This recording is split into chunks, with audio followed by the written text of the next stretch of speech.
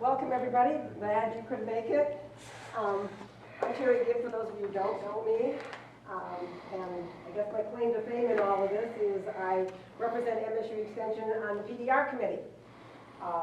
So I just want to kind of give you an overview of what's going to happen. This week is the presentation. We're going to kind of figure out what we need to know, and then next week will be the actual Hannah, would you go back and help Marilyn get signed in? Oh, sure. Thank you.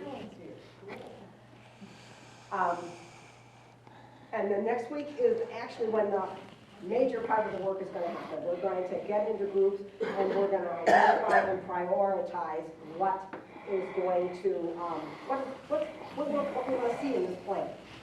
So this is the first ever ag plan in the county. And before I get started, I just want to point out Don Brown is here. For those of you who don't know, he is chair of the Board of Commissioners here in Macomb County. He also is on the PDR committee, and while he can't talk tonight, he is here. Who else do we have? Sam Praviti, Washington Township Supervisor. We have Mike Philbrook somewhere. Bruce Township. Just so everybody know, our goal was to get representation from 3 segments: government, agriculture, and then citizens, residents, consumers, so that the plan actually does what we wanted to do. And remember, this is a living plan, which means it's not a one and done. Okay, so now I'm going to turn it over to Jeff Schrader. He is the Deputy Director for the Macomb County Planning and Economic Development, and he's going to give you a little bit of the background on why we're doing this. Thank you, Terry. Good evening, everybody. Thanks for coming on out tonight. We really appreciate your participation. I'm with the Department of Planning and Economic Development in Macomb County. I also sit on the PDR committee and provide staff support for that. But the main reason we wanted to engage you guys is because agriculture is a very important part of Macomb County. It's such an important factor that we actually have a targeted industry sector that we look at food production and agriculture as being one of our targeted industries. And that sits right up next to automotive and advanced manufacturing and defense and aerospace. In Macomb County, as you guys know, we are, or you may not know this, but we are the 3rd largest county in population in the state. Just the last census, we're just over 870,000 people, but we are the 3rd smallest in land area, with only 571 square miles. So the choices that we make in land use and how we deploy the resources that we have are very important. And one of the things that we've recognized is that in Macomb County, 20% of the total acreage in the county is dedicated to agricultural uses and production.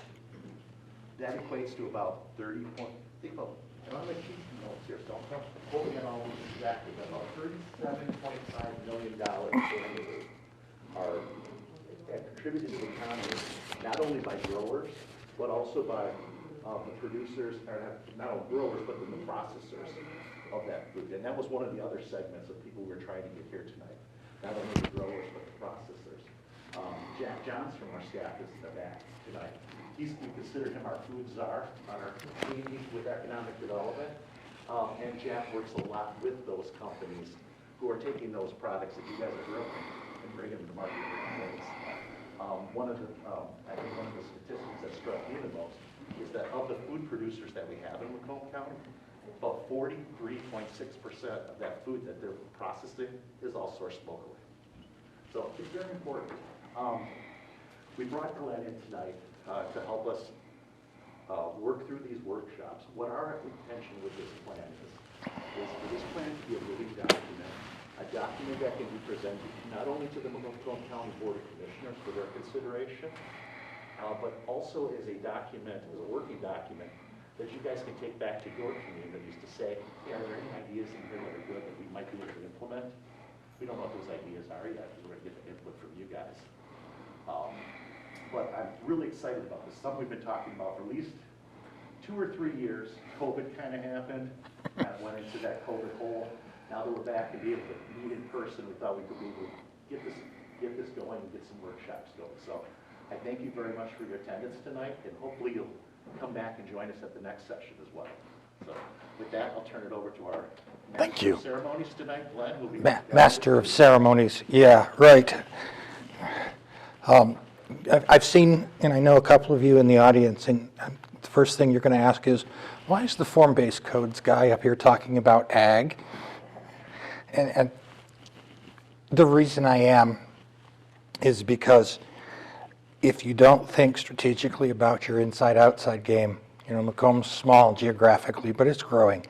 And so you've got to develop the southern half of the county appropriately so that you can preserve the northern half of the county. We'll talk a little bit about that in a few minutes, but it's playing the inside-outside game that's so important for all of us in southeast Michigan. Now, I'm probably going to lose my voice in about an hour, so I apologize, and I'll start moving the microphone closer to me.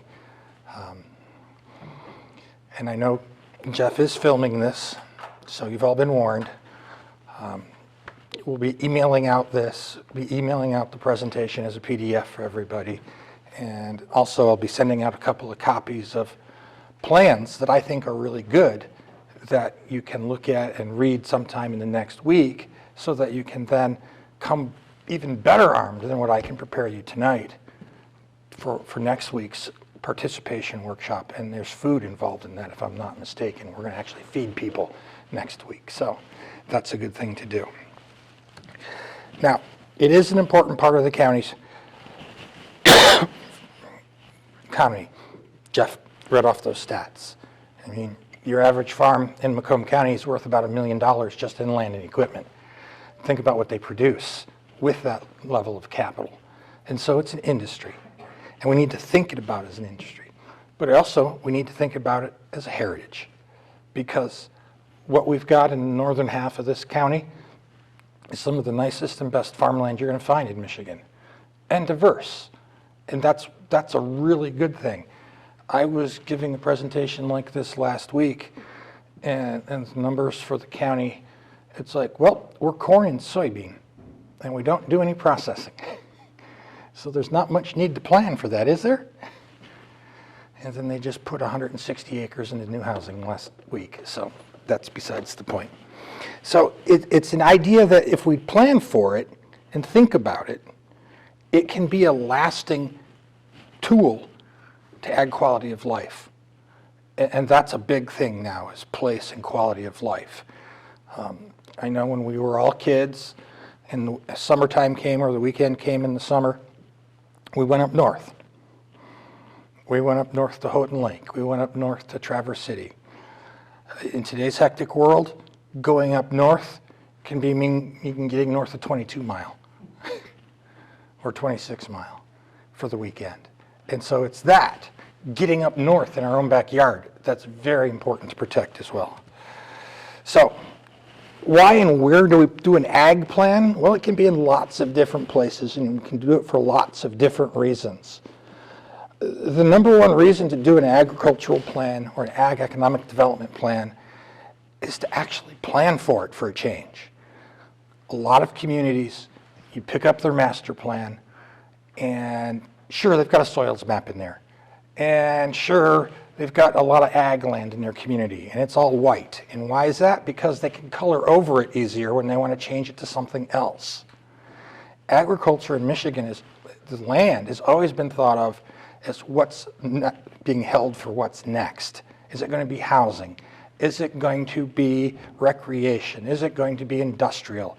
It's never, let's keep this as agriculture. And that was the mindset for far too long, and it still is in a lot of places. Now, it can be a standalone plan. Ottawa County has done an absolutely tremendous standalone plan.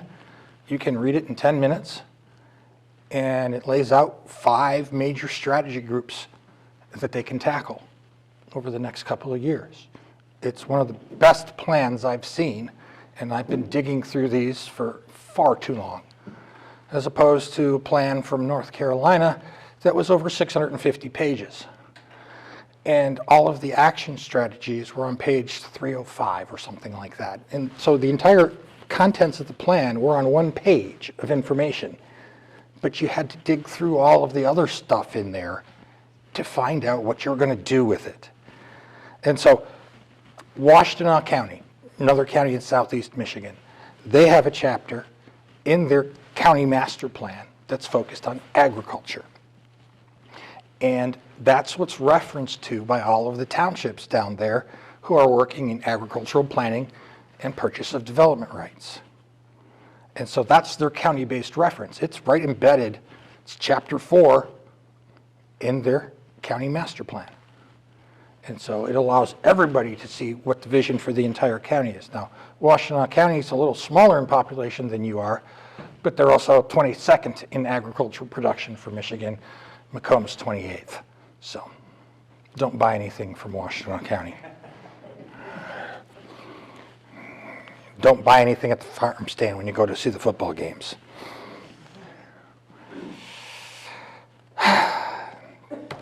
Yeah, I worked for MSU for 12 years. It comes through occasionally. I was hired as an agriculture agent in Livingston County. So this is where we're at.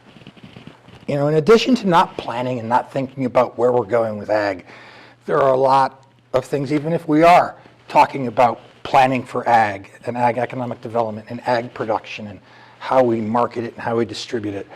So there's these handful of threats that every community has to deal with. And tonight I'm driving here, and a month ago there were these 2 fields that were corn. Well, that corn is now gone, and they're out leveling the grade to put in subdivisions on either side of M59. Don't worry, it's not here. And so they've taken viable agriculture, good sandy loam, taken that environment and said, well, it's a great place to grow houses. And so that's what we're going to do. We're going to grow some houses here. Housing development, subdivisions, leapfrog development. Yes, we have Right to Farm Act, but the problem is in a lot of times we have a right to be a nuisance as a subdivision act. And you may still be farming as an industrial operation and 200 houses come next door. It's going to be a pain for you because you're going to get complaints and you're going to get people saying, well, why can't we not have you out there harvesting at 10 o'clock at night in the fall? And you dust and it smells and you can't put manure down and all of these things.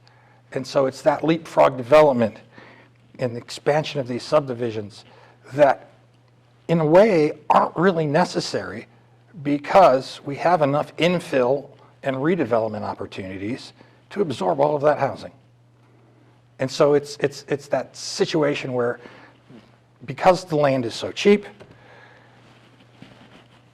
comparatively per acre, that it becomes a very good place to grow houses because the value of ag land per acre is much less than located next to the highway or a major trunk line, or dare I say it, transit. And so the value of land is another one of those pressures. And we'll talk about valuation and taxation and how we can change some things later on tonight, because there's a lot of work we can do in Lansing to make our jobs of protecting farmland and agricultural economic development a lot easier if we can get a few tweaks. We have an aging farm population. No, I don't know who he is. He's just the first guy who popped up on Google when I typed in farmer. So he's now the star of my show. Michigan, we're 58-year-old average farmer. And it's getting higher. I hate to mention that I'm an average farmer age. Wow, never mind. Now I feel old.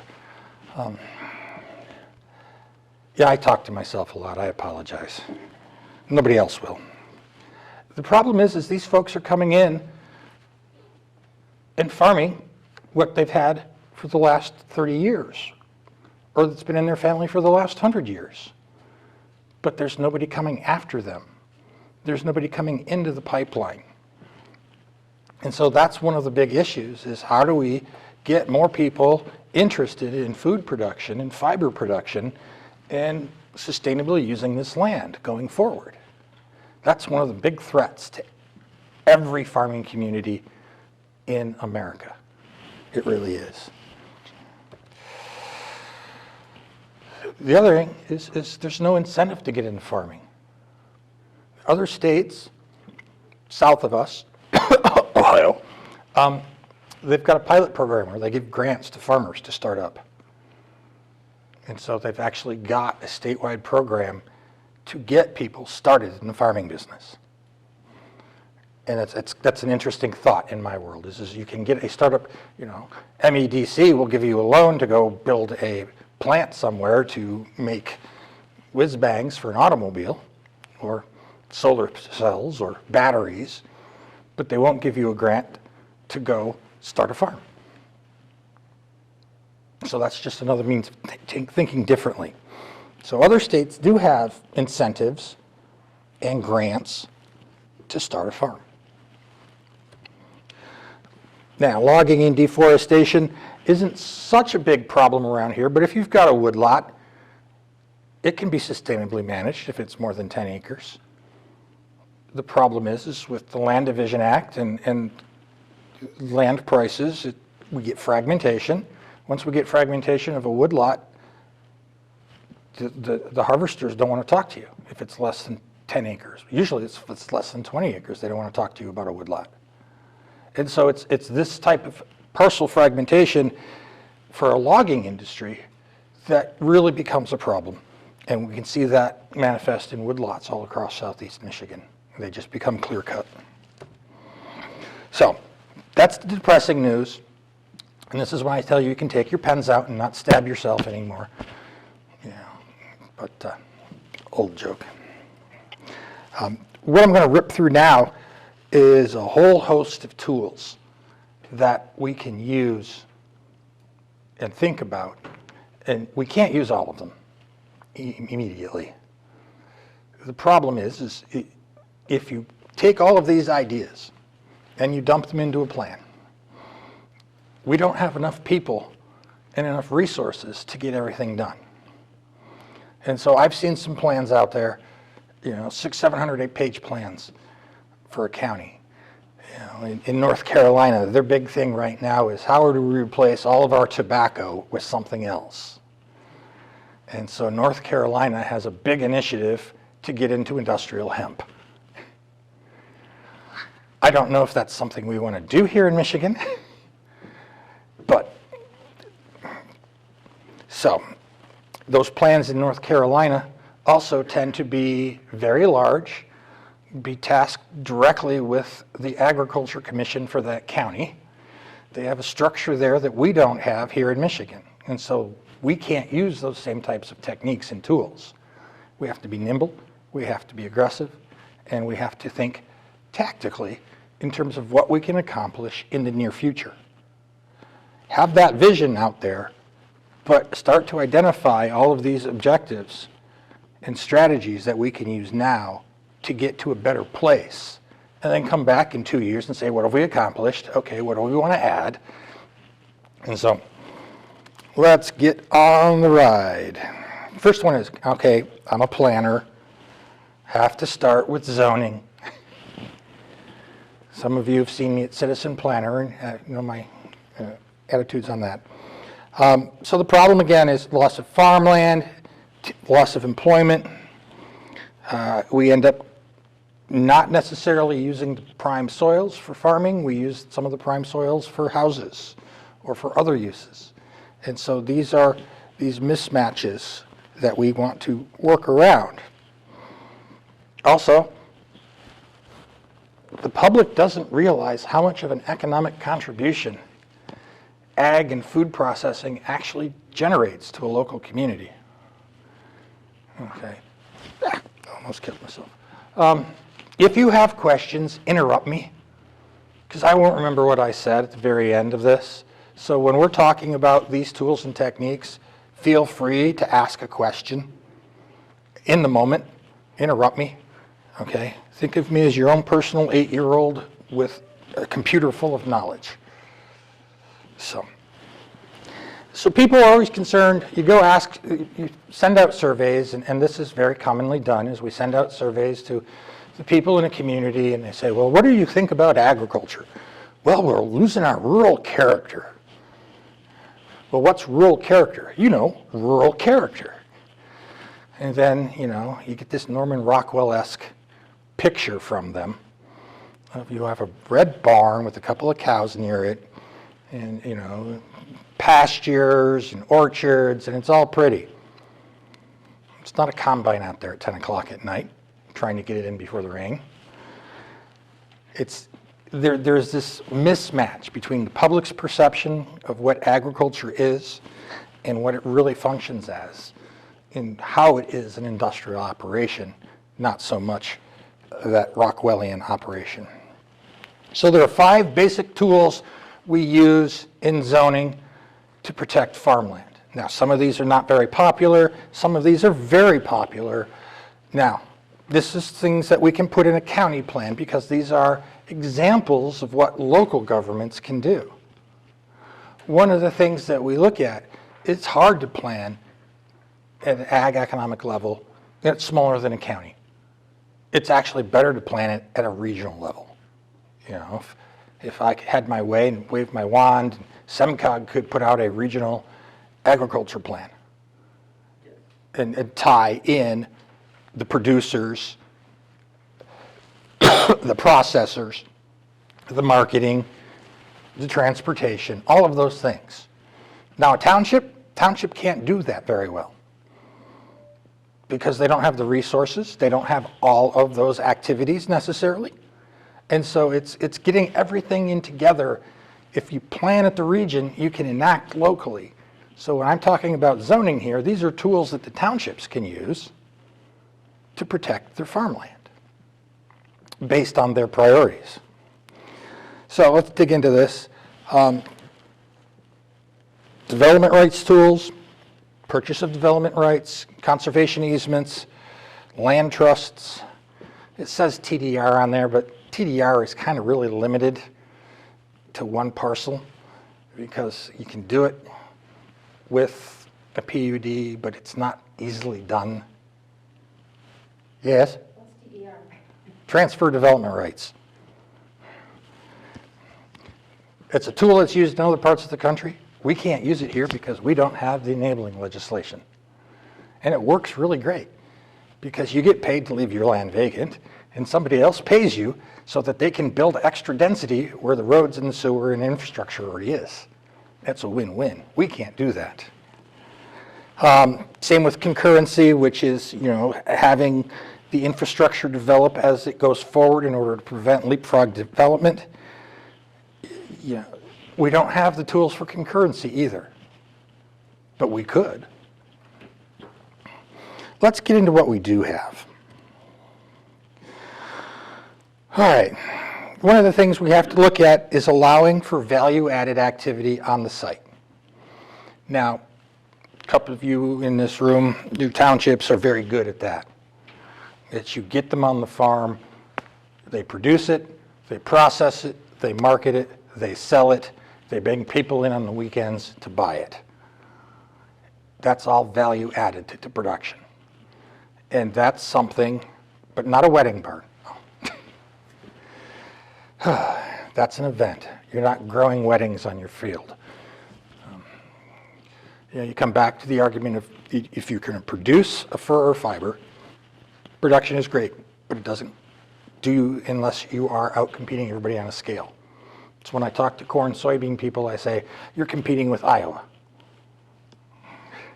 Their fields are as big as our counties. Scale. All right. So let them do direct sales. Let them do the value-added processing. If they're growing blueberries, let them make blueberry pies. It's not that big of a step sideways. And then you can let them have that farm market stand. Well, you have to let them have that farm market stand out there on the street. But so it's value added to add value to your working lands. One other tool is a large minimal parcel size. If you're in an agricultural area, What's the smallest parcel that you can productively farm with modern equipment? 20 acres? Okay. I know a guy in Washington State. He grosses currently $750,000 an acre off of his 1.1 acre farm. But he grows lavender. He cheats. But he's also in the lavender belt up in Washington State. But when you're trying to do row crops or woodlot or livestock, you've got to have a decent parcel size. And so to start with, the first thing we can look at is just simple quarter-quarter zoning. You take a quarter of a section, cut it into 4 quarters. It looks like this. Those are all 40-acre parcels. They're all farmable. They're all preservable. They're all sustainable. And so this is the simplest land preservation tool. It doesn't base anything on soils. It doesn't base on anything else of infrastructure. It's just the easiest tool to put in to preserve land. A little more complicated is that fixed area allocation. Non-farm and non-timber uses are allowed, but it's limited in number based on the size of the parcel. So if you've got a 40-acre parcel, example, you can put one additional home on a parcel of up to 3 acres. All right. And if you're going to do that, and if you've got a parent parcel of 120 acres, you're going to have 3 non-farm uses, you should cluster them somewhere in the corner of your field or something, or where the slopes are, or where the poorly drained soils are, or somewhere else where you can't really farm well. And so it looks something like this. So you can see we've got large contiguous parcels that we can maintain. But the issue then becomes, where do we put those non-farm uses? So you can see we've got them stuck over in the corner. We stick them in the corners when we chop up the 40 acres, so you can see where we're clustering them together to provide for contiguity of that property. And that way, as you can see, we're not losing any farmland here. We're losing the slopes. We're losing those areas that are already built. And we're starting to see some, what I hate to call rural strips, but here it's buffer between the road and farm. If you've ever had a honey wagon spray your car down while you're driving through the countryside, you want that buffer strip. I will not go back to Allegan County ever again.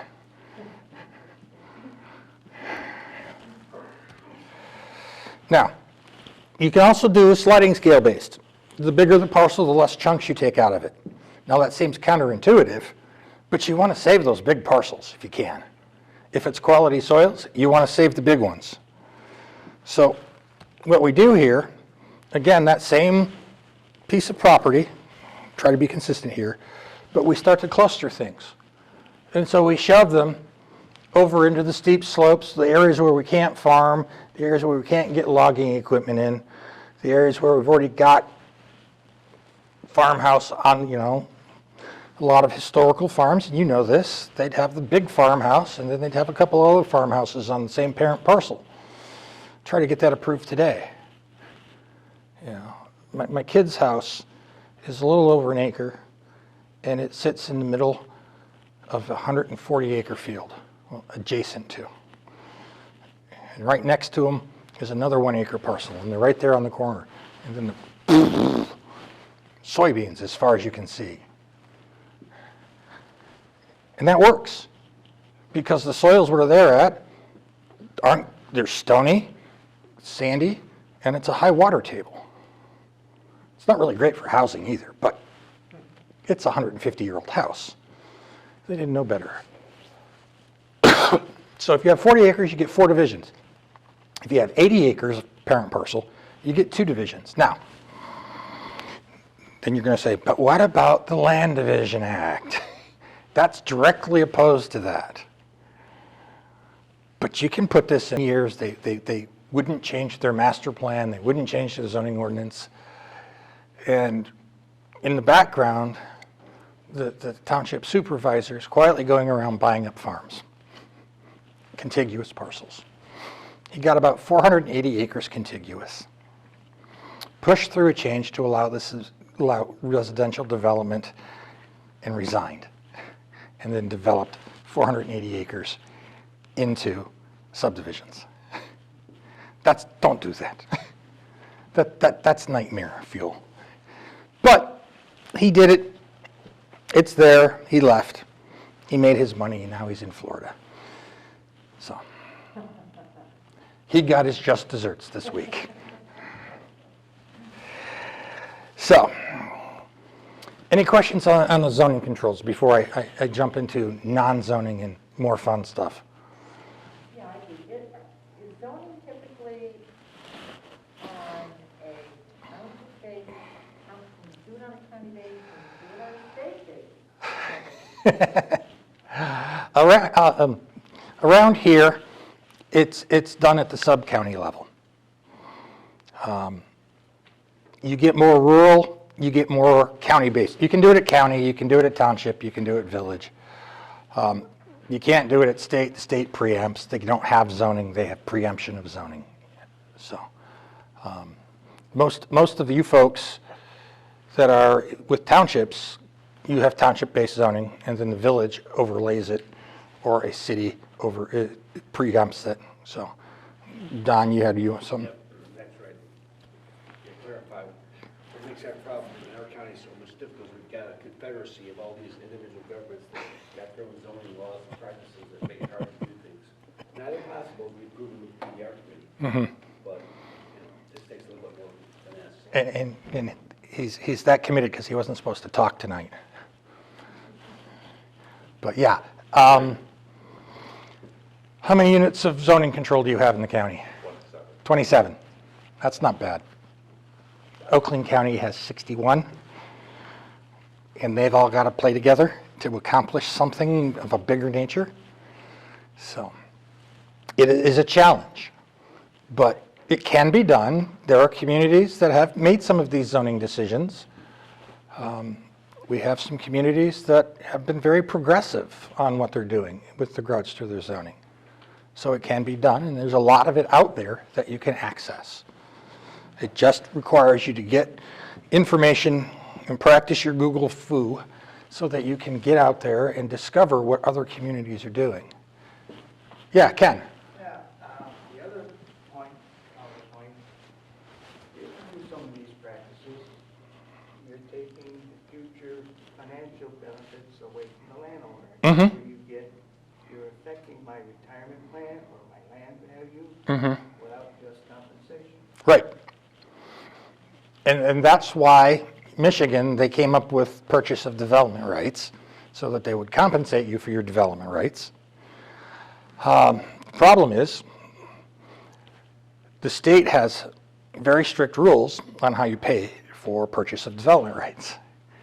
And that's one of the things we'll talk about later, is alternative streams of money for purchase of development rights. Because that's the big thing. Your farm, you're thinking, okay, I'm going to retire someday, or I'm going to fall off a tractor and break my leg, and then I'm going to be forced to retire. I want to be able to sell my land and retire somewhere. I want to keep working until I fall over. And it is if you have nobody coming behind you. Yeah. Where to take it. That's the other thing, is no succession planning. When the couple pass away, and I've seen this a number of times, no kid to take over the operation. And dear old Uncle Sam comes in and says, there it is, that land's worth so much, I don't give a hoot unless you really got it preserved. This is what you own. Yeah, there's issues with taxation on agricultural land. It's warm in here, I'm sorry. I do my slow striptease throughout the night as this room gets warm. I don't remember this room always being this warm, but hey. So, yeah, succession planning is a big part. And actually thinking about, what am I going to do when I can no longer farm this? Who's going to take over? Am I going to sell it to my neighbor? Am I going to wait for the big bad orchard people in Armada to come along and buy my orchard in South Lyon? Yeah, we know. I drink a lot of Blake's. Yeah, Mike. Me? Yeah. Okay. I live in the city of Warren, so we don't have much farming going over there. I'm taking this class for more knowledge, okay? What I don't understand, and I've never understood it, you have a farm, you're raising cows, hogs, soybeans, whatever. They were raised for a reason. And I know in this world, there's people starving right now. So is there anybody talking to say, no matter what, we have to have a percentage of the land for crops, for food, and we can't go below that? Am I saying something that's No, this, below somebody's level that, we go below here, people are gonna starve. So what am I missing? nothing. No, you're not missing. There are programs to ensure that. I mean, there's food banks. There's programs like Gleaners that go out. Somebody still has to grow before it gets. Yeah, I know. to the bank. And again, it's a lack of vision in a lot of ways. It's a lack of looking forward to that next timescape horizon. And it's a lack of thinking regionally. No, people just go to the grocery store and get the food, Exactly. you know? That's the mindset in a lot of cases, is I just go to the Well, yeah, store. but there's a lot of smart people with a lot of college behind them that should know different and say, listen, you idiots over there, no, you just can't go to Myers and grab your meal for the next 7 days, okay? We have to grow it someplace. Yes. So where's that? Canada and Mexico. North of 26 Mile. Not even that. 32. 32? I lose track of mile roads after Squirrel. I'm sorry. Squirrel Lake. I'm from the, There are people that believe that land preservation will become a national security issue. yeah. I mean, Simply for that reason. food security is an issue, and it will be in the future. So is water security, and that's one of the things that's closely tied to agricultural lands, is water quality. But, okay, Justin, then I gotta move on. 'cause- That's fine, I just had a question, you probably know if this is under the Department of Agriculture or a different department, it was just, this falls under food security, I think. So there was, I heard something to do with like a temporary stay on exports for pork products, I think. Now, if, I thought exports were generally mostly under the Department of like Commerce or something, but because it's food, it's also agriculture. Now, don't we have like a hub for like the Department of Commerce here in Michigan now? The Department of Agriculture and Commerce, would they like team up to help us increase or decrease like our like food exports or imports? Or would it just be the Department of Agriculture when it comes to pork and stuff, if there's ever like another recall? John, you wanna take a swing at that? I don't know. I just, Because like, if it's something that's like in Macomb County, let's say it's pork, you know, and then it's mostly exported from here, I would say that we could probably handle it in-house, but if it's something that's imported, you know what I mean? Like, would we have to go in another set department, or would it just be, the Department of Ag? There's always one more part. yeah. There's always one more department. They're always changing the names, and whether it's state or federal. I will look into that. If you're here next week, we can discuss it Okay. and hopefully get an answer to that. Thank you. That's my partner. She's taking all the notes for this so that I can follow up because, again, I'm just an 8-year-old with a computer and too many degrees. So let's talk for about 25 minutes.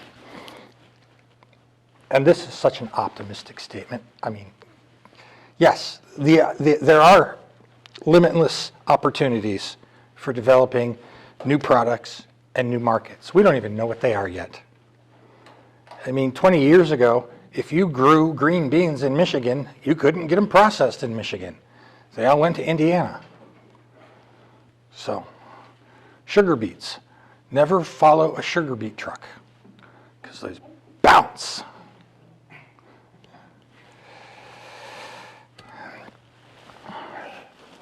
And this is something I talked about a lot last week, is diversification. Commodity crops are great, but you're competing with everybody who grows this commodity crop. You're not going to get a better price on your soybeans just because you're only 3 miles away. Diversification leads to economic survivability.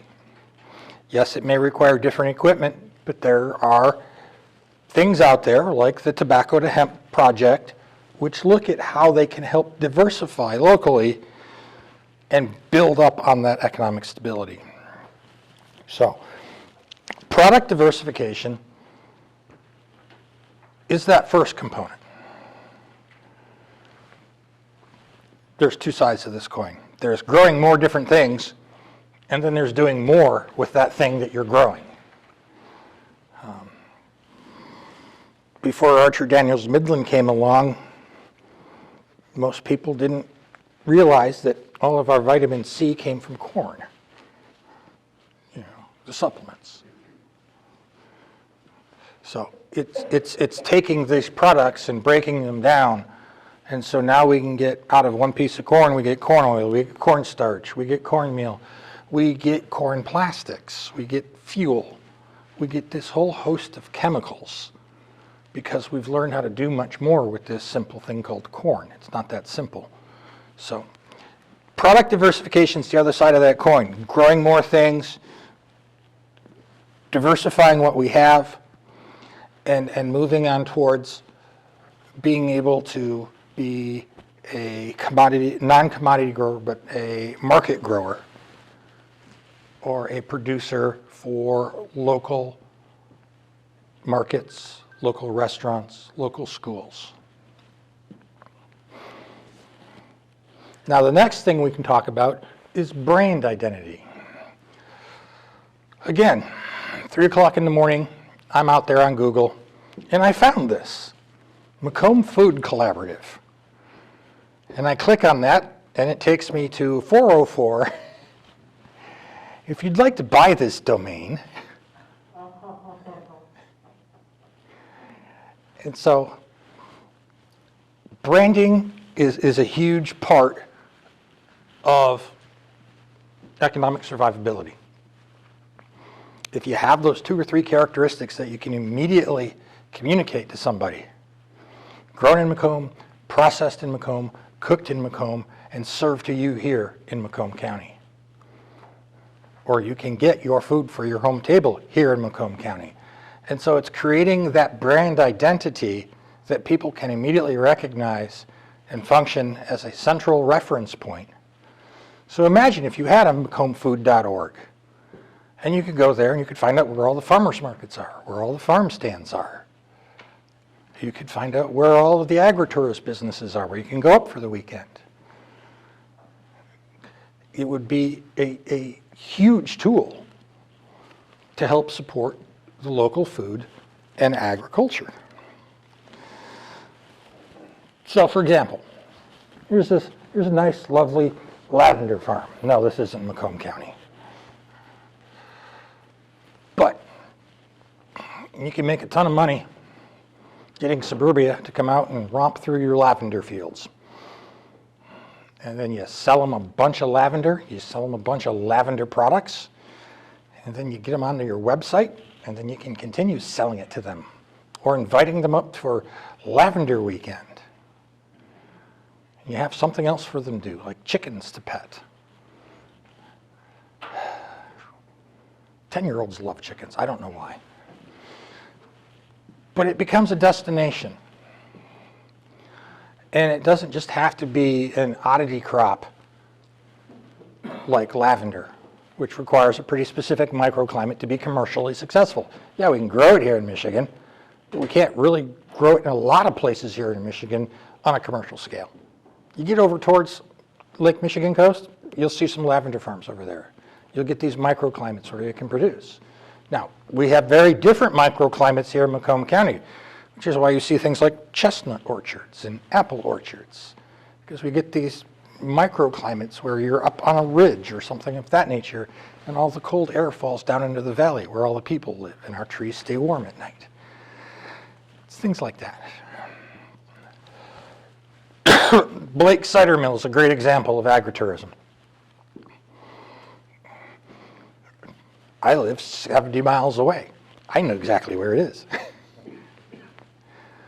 I can get you there from just about anywhere in Michigan because flannel mouth is a lovely thing.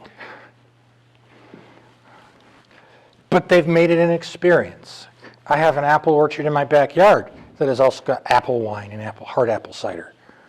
But I don't like their product that much. But it's a great place to take the kids on a weekend because they can pet the goats, they can pick apples, they can buy a donut, convince you to buy them a bag of donuts to eat in the car on the way home. And then hopefully the adults will get dragged into the tasting room and buy some of the product. But it's grown and processed, diversified, entertained, and marketed all in one parcel.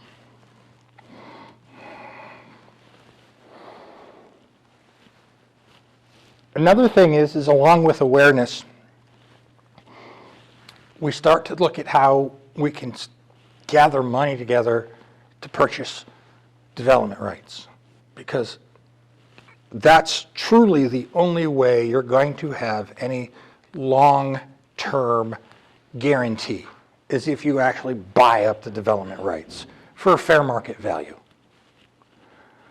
And so you've got to have a funding source for this.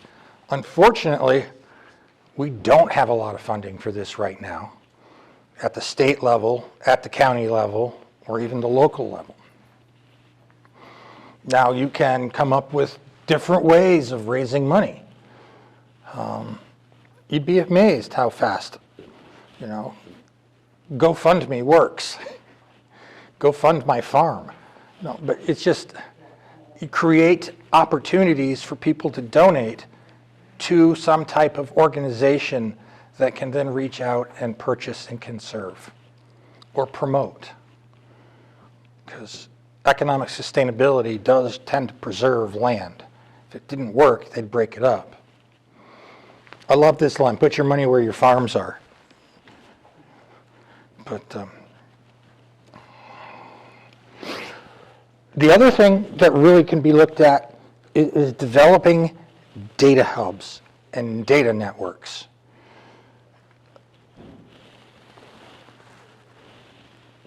If I'm a restaurateur and I need to find ingredients, I have my connections.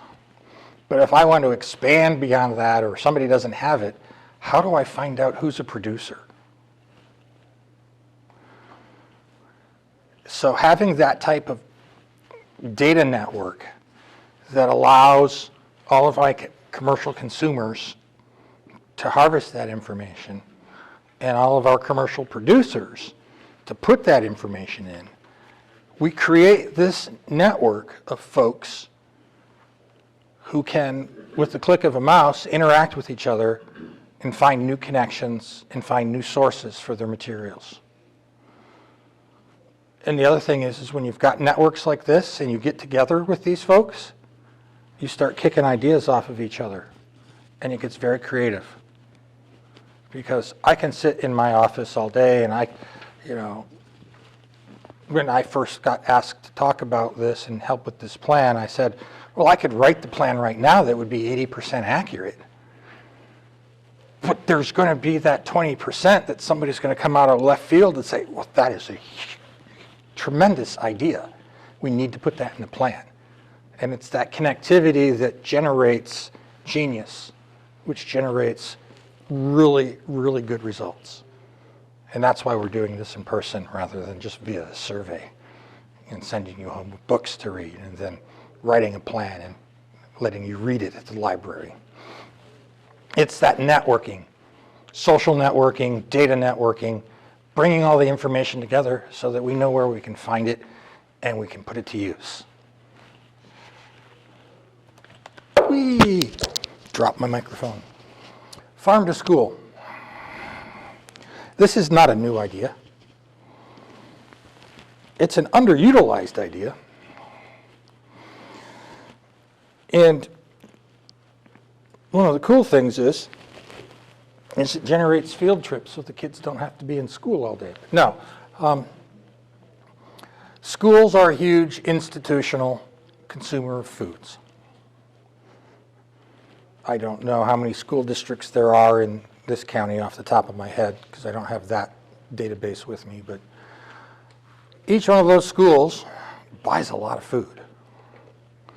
And unfortunately, most of it comes in a box or a can or something else or a bag from somewhere out of this region. Count the number of Cisco or Gordon Foods trucks that pull up to your kids' or your grandkids' school every day. And think about if we could produce that locally and process it locally and feed our kids locally, A, we'd know what they'd be getting for food. B, they'd be healthier.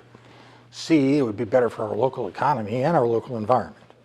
So it's a win-win-win-win for everybody there, except the kids who don't like vegetables.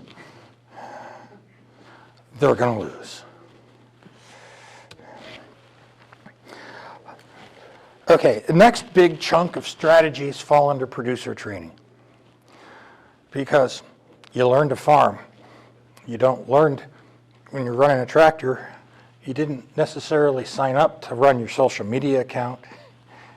You didn't sign up to do website design. You didn't sign up to do processor negotiations. You know, all of these things are add-ons to the business of farming. I mean, I learned social media marketing when I was managing a downtown in Oakland County because we couldn't afford to pay somebody to do it, and I was the only one there, so I had to learn to do social media marketing. Several late-night classes later,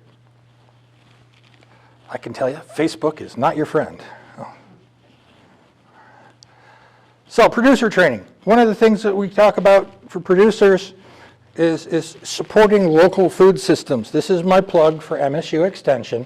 I have to put this in there or they wouldn't let me in the building. They've got so many training programs. Ask them, they'll come out. They just sit there and wait for you to call them or email them.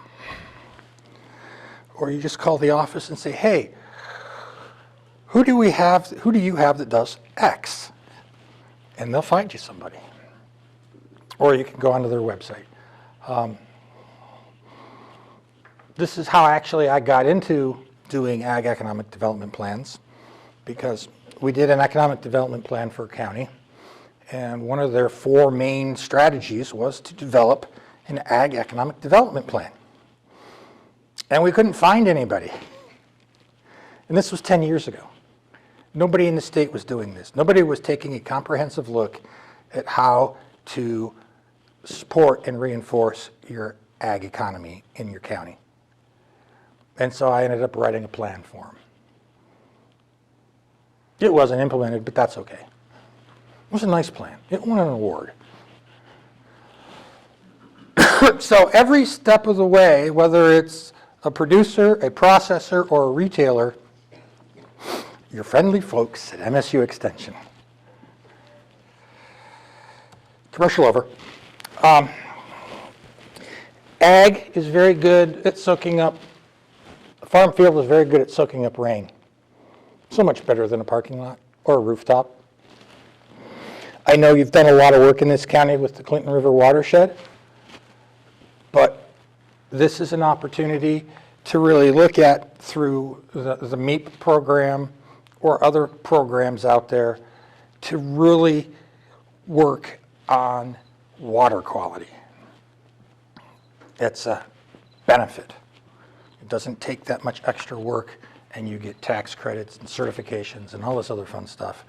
And then you get to go to a picnic or something. I don't know. I don't do water anymore. Agricultural literacy. People don't know what is going on a farm and all the factors that go into farming. Public education.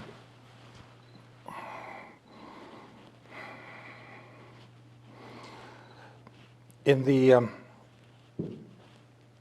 2010 update to the state curriculum, I got asked to participate because the geography curriculum wanted to start to incorporate land use thinking and community planning and environmental planning into the fourth grade curriculum. And since I'm a 9-year-old, they thought that would work fine. What's interesting is they developed curriculum standards, and I think only 2 out of the 10 looked at agriculture. It was just like everything else, just skipped over. You know, farms are out in the country, people are in the city. So there's an opportunity there to go talk to your local schools. There's an opportunity. Breakfast on the farm is a great thing. You learn about the local farm community in your area because you're going out to somebody's farm to have breakfast and hear what's going on. Another big thing is producer training for added value. Okay, you may know how to grow great, wonderful cantaloupes, but do you know how to turn them into ice cream? Howell, land of the Howell Melon Fest. They have a specific varietal that grows. So the one producer who grows his melons in a low tunnel is the only one who ever has the melons ripe on time. So, but you get melon ice cream, melon daiquiris, melon milkshakes. They make all these different kinds of cantaloupe flavored things. I leave town that weekend. I just do. But it's that value added. You may not know what to do, but there are people out there who do, who can help you. Tied into the whole farm to school and education for kids and stuff, focusing on healthy eating and local foods at all levels throughout a county. So it's schools, it's daycares, any institutional place where you can get food in the door locally is of great help. This one's directed right there at Jeff. Municipal training sessions from a central authority. You know, in addition to what we talked about with zoning at the beginning, which was very much targeted at more rural townships, you know, agricultural exemptions and use value assessment, and where we're at with that. Land use and agricultural conflict resolution, the Right to Farm Act. Should probably be having annual Right to Farm Act trainings in this very room every year because it changes that much. Up in Leelanau County, there was just a court case 2 months ago on wedding barns. A wedding is now an agricultural product, according to this one court. We're waiting on the appeal. And so there's a ton of information out there that can focus through the county and out to you folks because he's got the network. You've got the ability to click on Zoom now for a 45-minute update, you know, once a month or once a quarter. And that's something that can be easily accomplished. And so this is just a small list of what could be covered. First of all being, you know, the new Macomb County Agricultural Economic Development Plan would be the first topic. But estate planning, discussion we had earlier. You know, who's getting the property? Am I creating a living trust for my kids who don't want to farm and I lease it out? These are all options out there, and I know for a fact that this is one area that MSU has a lot of very talented folks. Because I used to call them and say, hey, I've got somebody for you. They haven't all retired. I mean, yes, Pure Michigan is nice, but there are targeted efforts. There is no Convention and Visitors Bureau for Macomb County. If you type in Macomb tourism, they show you what time on the weekends you can go to the county jail.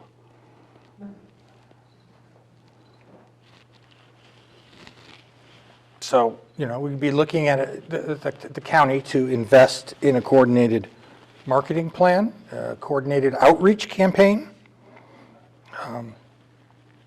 supporting reducing regulatory barriers to agritourism uses so that you can come out to the farm and you can do more things on the farm. Just don't call a pallet a farm product. There are many opportunities for marketing what Macomb does in terms of growing, processing, and packaging and marketing. Increasing local food demand, you can do that through simple awareness, through the simple process of letting people know that we actually produce food in Macomb County. I mean, you're in Warren. There's no farming in Warren. Unless, there's probably a handful of people who are growing stuff in their backyard, but it's a situation where the more urban environments don't necessarily know where their food comes from. And that's a whole separate outreach campaign that can increase local food demand. I mean, how many farmers markets are in Macomb County?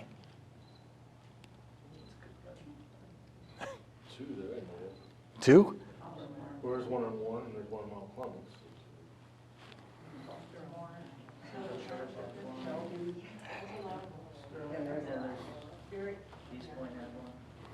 So I'm hearing all these, but open.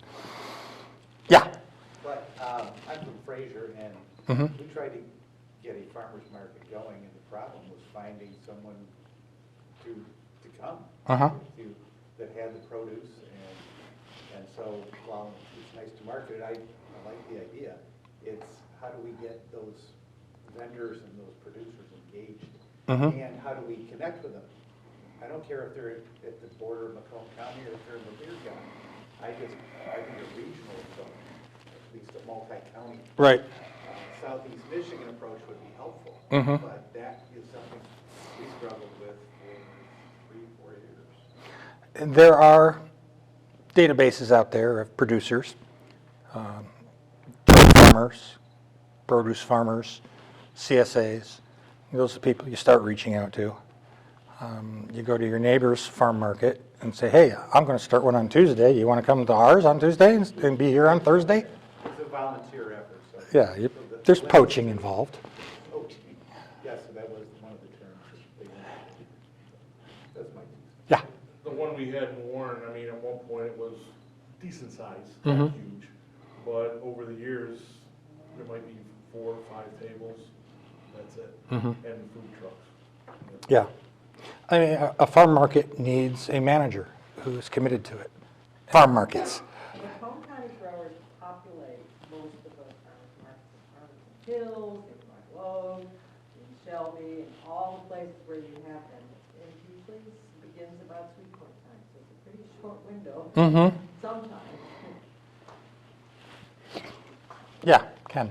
Trouble is, there's few less farmers and too many markets, and you can only get so many. Yep. because You still gotta get the stuff out of the field, prepare for going. Yeah. You grow the food, you pick the food, and then you have to sell the food. Right.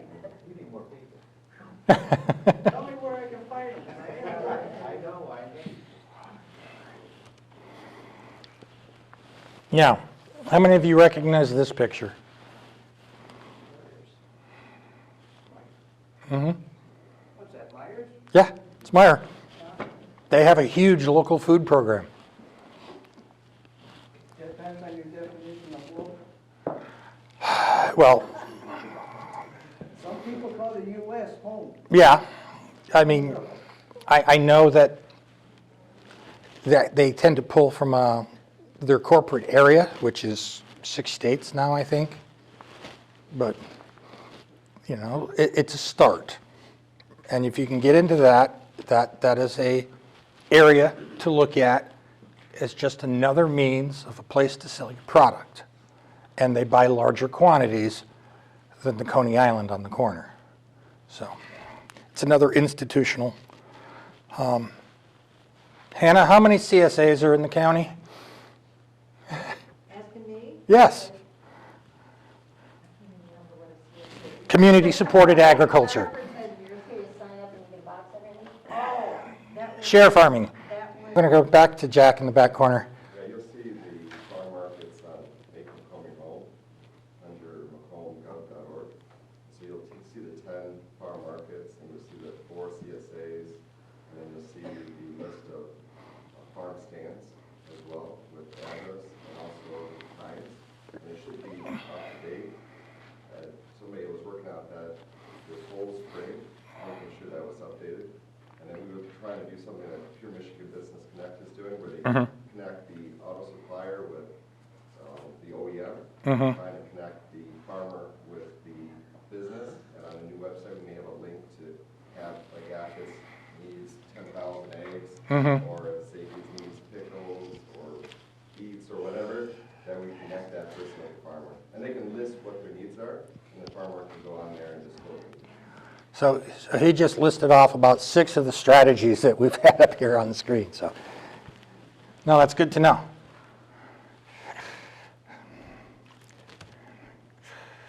So, sounds like you've got a farmer's market guide and a CSA guide. Do you have a food bank guide? I don't believe so. Okay.